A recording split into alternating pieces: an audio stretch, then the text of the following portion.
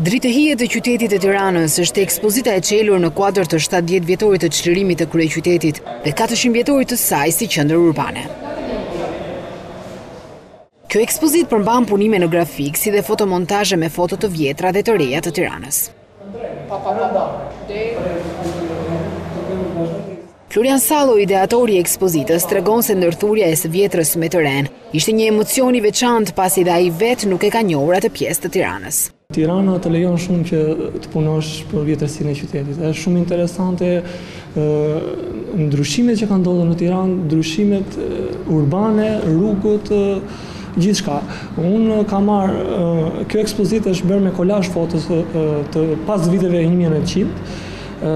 Jam marrë dhe foto të reja, janë ndërthurë me njëra tjetrën dhe për mua kjo ka qenë një farë emocioni në momentin që unë i bashkëpunoj të dyja. Që në orët e parë të hapjes së ekspozita pati vizitorë të shumtë. Dritëhijet e qytetit të Tiranës, ekspozita e hapur në qendrën multifunksionale TEN, nga Bashkia e Kryeqytetit do të qëndrojë e hapur për 10 ditë.